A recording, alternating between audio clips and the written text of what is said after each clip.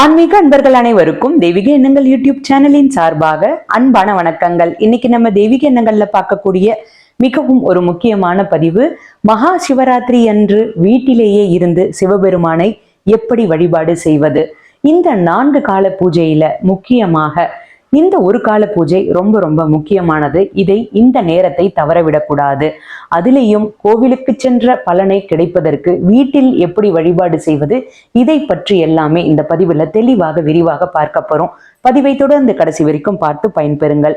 தெய்வீக எண்ணங்கள் சேனலை இப்பதான் நீங்க முதல் முறையா பாக்குறீங்கன்னா கீழே இருக்கிற சப்ஸ்கிரைப் பட்டனை கிளிக் பண்ணிக்கோங்க, பக்கத்துல இருக்கிற பெல் பட்டனையும் கிளிக் பண்ணிக்கோங்க. தினம்தோறும் ஒரு ஆன்மீக தகவல் கொடுக்குறேன், அது உடனே நோட்டிபிகேஷனா வரும், நீங்களும் பார்க்கலாம்.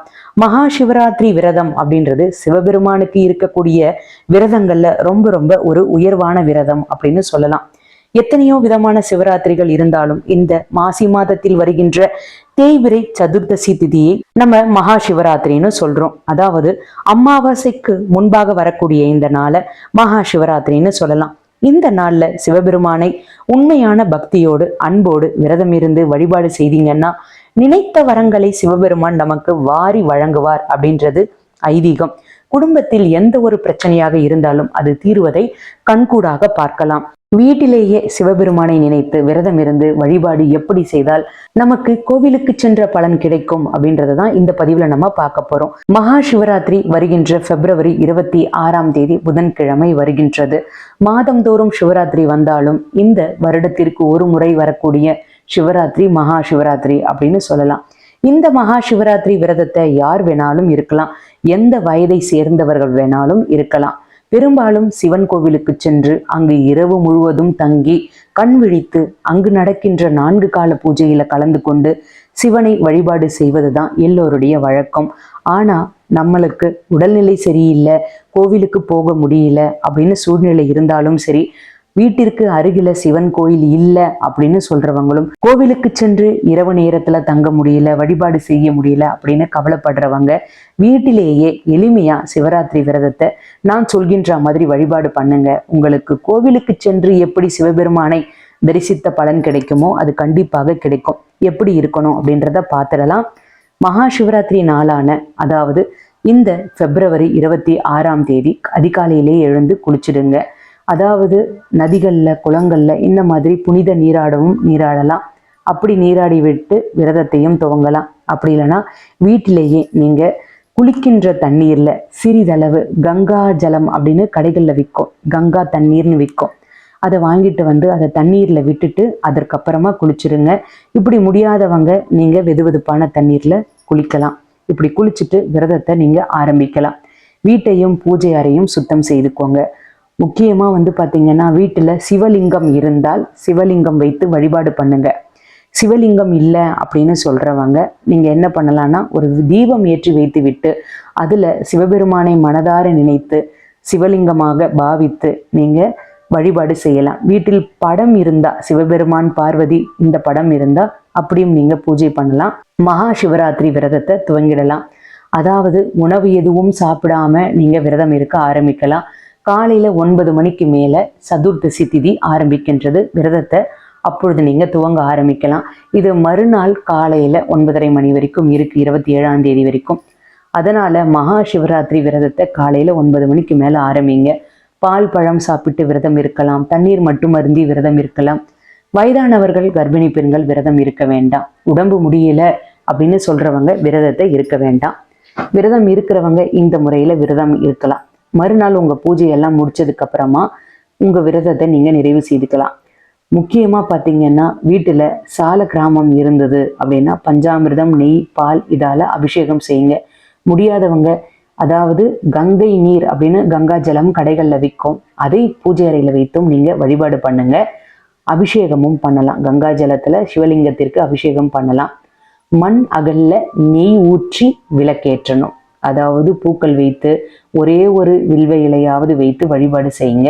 இது ரொம்ப ரொம்ப முக்கியம். அப்படி வில்வ இலைகள் வைத்து வழிபாடு செய்யும் பொழுது 3 வில்வ இலைகள் ஒன்றாக சேர்ந்து இருக்கிற மாதிரி இருக்கணும். வில்வ இலைகள் அங்கங்கு கிழிந்து இருக்கக்கூடாது. ஒரு இலை வைத்து வழிபாடு பண்ணக்கூடாது. அந்த வில்வ இலை அப்படின்றது 3 இலை சேர்ந்த மாதிரி இருந்தாதான் அது முழுமை பெறும். இந்த மகா சிவராத்திரி நாள் அன்னைக்கு சிவ மந்திரங்களை நீங்க சொல்லணும். அதாவது சில கோவில்களில், சிவன் கோவில்களில் 6 மணிக்கே பூஜைகள் தொடங்க ஆரம்பிக்கும். பிப்ரவரி 26ஆம் தேதி புதன்கிழமை 4 கால பூஜையில் அந்த நேரத்தில் ஆரம்பிச்சிருவாங்க. சில கோவில்களில் 7 மணி 8 மணி நேரம் மாறுபடும். அது உங்கள் வீட்டிற்கு அருகில் கோவிலில் எந்த நேரத்தில் பூஜைகள் நடைபெறுது அப்படின்றத கேட்டுக்கோங்க. சிவனுடைய அருளை பெறுவதற்கு சிவனுடைய பஞ்சாட்சரம் சொல்லலாம், ருத்ர காயத்ரி மந்திரம் சொல்லலாம், மகா மிருத்யுஞ்சய மந்திரத்தை சொல்லலாம், சிவபுராணத்தை படிக்கலாம். இதை எல்லாமே பாராயணம் பண்ணீங்கன்னா ரொம்ப ரொம்ப ரொம்ப விசேஷமானது. இரவு முழுவதும் கண் விழித்து சிவ வழிபாடு செய்யணும். தியானம், சிவமந்திர பாராயணம், இது எல்லாமே நீங்க செய்யலாம். இப்படி நீங்க கண் விழிப்பது மூலமாக சிவன் கிட்ட இருக்கிற உங்களுடைய பக்தியும் வெளிப்படும். அதே மாதிரி உங்க குடும்பமும் சுபிக்ஷமாக இருக்கும். முக்கியமா பாத்தீங்கன்னா சிவன் கோவில்கள்ல 4 கால பூஜை நடைபெறும் நான் சொன்னேன். ஒவ்வொரு கால பூஜையிலையும் அபிஷேகமும் அலங்காரமும் தீபாரதைகளும் நடைபெறும். திரும்பவும் இன்னொரு கால பூஜை நடைபெறும் பொழுது திரும்பவும் அந்த அந்த பூஜைக்கு உண்டான திரும்பவும் அபிஷேகங்கள் ஆராதனைகள் திரும்பவும் நடைபெறும். 4 கால பூஜையில 4 கால அபிஷேகங்கள் நடைபெறும், 4 கால அலங்காரங்கள் நடைபெறும். அதுல முக்கியமா 3வது கால பூஜையில நடைபெறுகின்ற அபிஷேகமும் அலங்காரமும் ரொம்பவும் முக்கியத்துவம் வாய்ந்தது. அதாவது அந்த கால பூஜையில தவறாமல் கலந்துக்கோங்க. ஏன்னா சிவபெருமான் லிங்க ஸ்வரூபமாக லிங்கோத்பவராக காட்சியளித்த ஒரு அற்புதமான வேலை இந்த 3வது கால பூஜை வேலை. இந்த பூஜை கால வேலையை தவற விடக்கூடாது. இதனுடைய நேரம் இரவு 12 மணியிலிருந்து 1:15 மணி 1 மணிக்குள்ள. கோவில்ல சில நேரங்கள் மாறுபடும், அது கேட்டுக்கோங்க. ஆனா இரவு நேரம் இந்த நேரத்துல தான் இந்த லிங்கோத்பவர் பூஜை நடைபெறும். எல்லா கோவில்களையும் சிவமூர்த்தி இருக்காரு அப்படின்னா அதற்கு பின்புறமாக லிங்கோத்பவராக காட்சியளிப்பார் சிவபெருமான். அதாவது லிங்கத்திற்கு நடுல சிவபெருமான் காட்சியளிப்பார். அந்த பூஜையில தவறாமல் அனைவரும் கலந்து கொள்ள வேண்டும். லிங்கோத்பவர் பூஜையில கலந்து கொண்டு சிவபெருமானை நீங்க தரிசித்து வழிபாடு செய்யலாம். அன்றைய காலத்துல நீங்க சிவபுராணம் படிக்கிறதும், லிங்க புராணம் படிக்கிறதும், திருவிளையாடற் புராணம் படிப்பதும் கேட்பதும் ரொம்ப ரொம்ப ரொம்ப விசேஷமான பலன்களை பெற்றுத்தரும். சிவ சிந்தனையிலேயே இருந்து தியானம் இருந்து இரவில் கண் விழித்தோம் அப்படின்னா வீண் பேச்சுக்கள்லாம் இருக்கக்கூடாது. அதாவது டிவி பார்த்துலாம் சில பேர் பொழுதை கழிப்பாங்க. சரி, வீட்டுல இந்த பூஜையை நம்ம எப்படி செய்வது அப்படின்றத பார்த்துடலாம். கோவில்ல எந்த முறையில நீங்க பூஜை செய்யறீங்களோ அதே வழிமுறை தாங்க இரவு நேரத்துல வீட்டிலையும். கோவிலுக்கு போக முடியாதவங்க பூஜை அறையில ஒரு 7 மணியிலிருந்து நீங்க உட்காரலாம். அதற்கப்புறமா நீங்க நான் சொன்ன இந்த பாடல்கள் எல்லாத்தையும் பாராயணம் பண்ணுங்க. இரவு நேரம் கண் விழிக்கும் பொழுது டிவி பார்க்கக்கூடாது. அதே மாதிரி வீண் பேச்சுகள்லாம் பேசக்கூடாது. நான் சொன்ன புத்தகங்கள் அனைத்தும் வாங்கி வச்சுக்கோங்க. இல்லைன்னா நீங்க பாடலாகவும் அதை படிக்கலாம். இரவு நேரம் முழுவதும் வீட்டில லிங்கம் இருந்தா பூ போட்டுக்கொண்டு, அதாவது இந்த மாதிரி அபிஷேகங்கள் 4 கால அபிஷேகங்கள் வீட்டுல லிங்கம் இருந்தா அந்த லிங்கத்திற்கு பண்ணுங்க. 4 கால அபிஷேகங்கள் 4 கால பூஜைகள் ஆரத்திகள் எல்லாமே நீங்க பண்ணணும். காலையில 5:30 மணிக்குள்ள 4வது கால பூஜை முடிஞ்சிடும். தொடர்ந்து இரவு நேரம் ஆரம்பித்து மறுநாள் காலையில 5:30 மணிக்குள்ள கோவில்கள்ல முடிஞ்சிடும். நீங்களும் அதே நேரத்துல இரவு நேரத்துல ஆரம்பித்து மறுநாள் காலையில ஒரு 5:30 மணிக்குள்ள உங்களுடைய பூஜையை முடிச்சுக்கோங்க. வீட்டுல லிங்கம் இல்லைன்னு சொல்றவங்க அபிஷேகம்லாம் எதுவும் பண்ண முடியாது. அந்த நேரத்துல நீங்க ஆழ்ந்த சிவ பக்தியில இருக்கலாம். சிவனுடைய இந்த புராண கதைகள் எல்லாமே கேட்கலாம். எதுலையாவது ஒலிக்க செய்துட்டு கூட நீங்க அதை கேட்கலாம். இப்படி வீட்டிலேயே இருந்து சிவபெருமானுடைய வழிபாட்டை வில்வ இலைகள் மூலமாக நீங்க சிவபெருமானுக்கு நீங்க ஏற்றுகின்றீங்கல்ல விளக்கு, ஒரு விளக்கு ஏற்றி வைத்து விட்டு அதை சிவபெருமானாக நீங்க பாவித்து நீங்க செய்றீங்கன்னா அந்த அகல் விளக்கிற்கு வில்வ இலைகள் சுற்றி அலங்காரம் பண்ணிக்கோங்க. இது சிவபெருமானே உங்களுக்கு நீங்க வீட்டுல பூஜை செய்வதற்குண்டான பலனை கண்டிப்பா உங்களுக்கு கொடுப்பாரு. அதனால வீட்டில இருந்து வழிபாடு செய்யறவங்க இப்படி வழிபாடு செய்யுங்க. மறுநாள் காலையில உங்களுடைய பூஜையை நீங்க நிறைவு செய்து கொள்ளலாம். விரதத்தை மாலை நேரம் நீங்க தூங்கக்கூடாது.